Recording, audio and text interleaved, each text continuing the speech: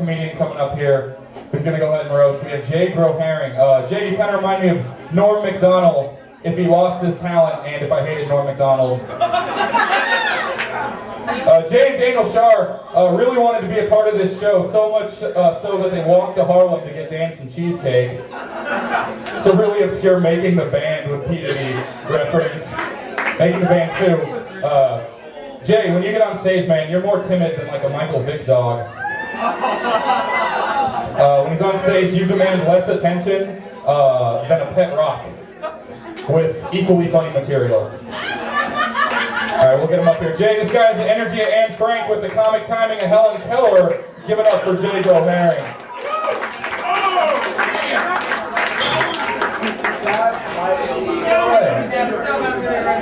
First off, before I start, I really want to say, when you get invited to roast, it's really an honor.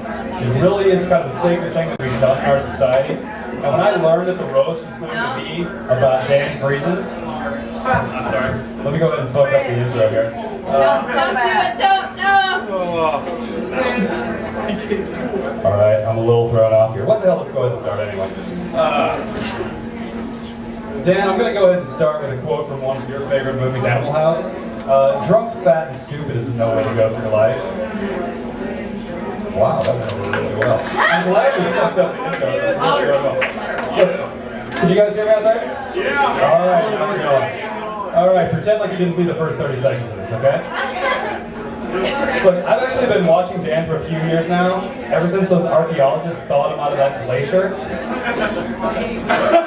That's it's a bit of a caveman reference. I've actually thought about Dan's parents quite a bit, and when Mr. and Mrs. Cro-Magnon got together and decided to have a little bundle of joy, you think in their wildest dreams they would have thought their son could do unfunny dick jokes in front of tens of people at a bar?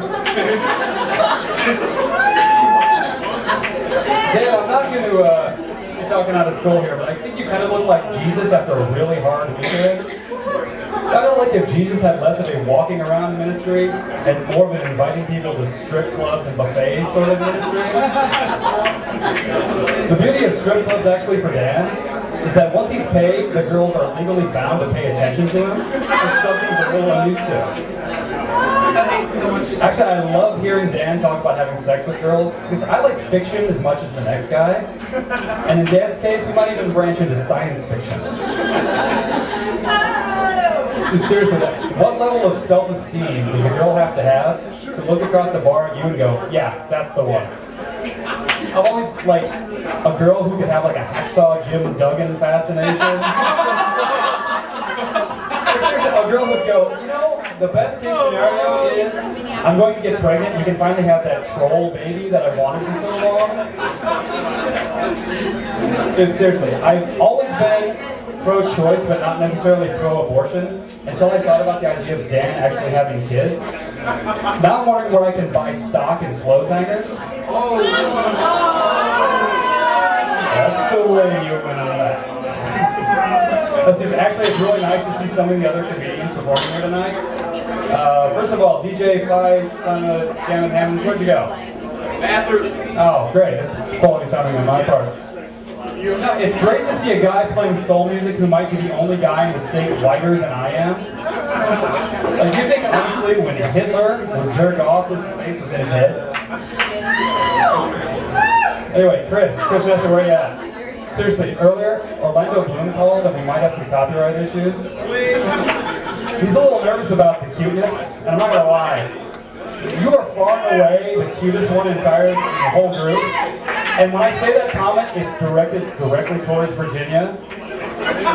Let's be honest here, you're the only girl who performs regularly, and you're fourth on the list. I'm going to go ahead and say Chris, Kyle, and I'm going to throw Cena in above it. Cena! I've always said that a girl who can make me laugh would be the sexiest thing that I could ever imagine, and you're fourth.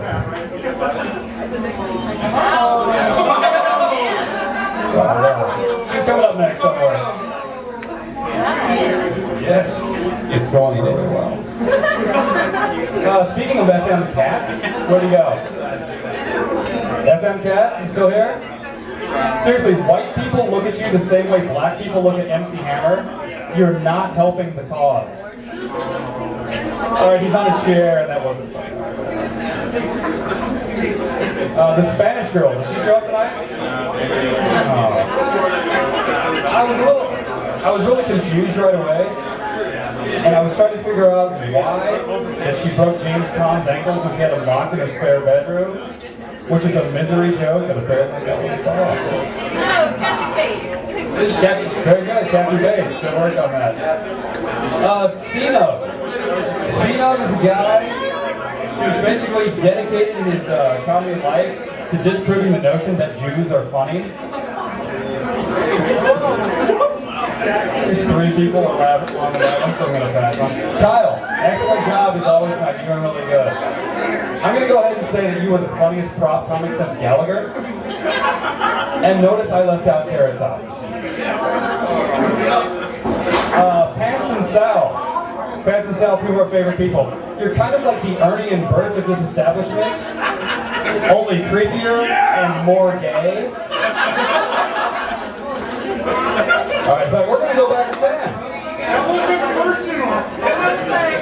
Can I still get drinks when I come back up? Thank you.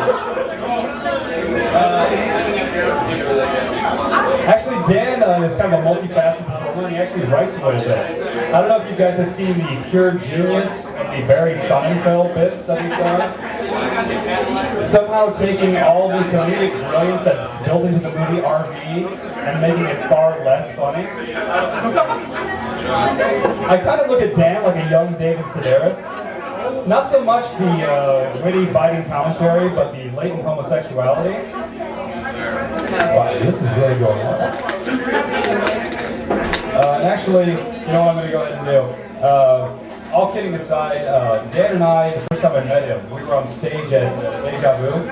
And after we got done with our performances, we realized that we probably got the same amount of laughs as if we just pulled out our cocks and waved them at the audience. So we went ahead anyway, and like talking to Dan afterwards, after we'd been drinking, I realized that Dan really has some potential. He's really a very funny guy, and without all of his effort, we wouldn't be up here doing this every week. So I want to say, if everybody's got a drink in your hand, go ahead, raise it up, Dan Friesen. Keep it going. The show's getting better and better every week, and it's all because of you. So great job, buddy.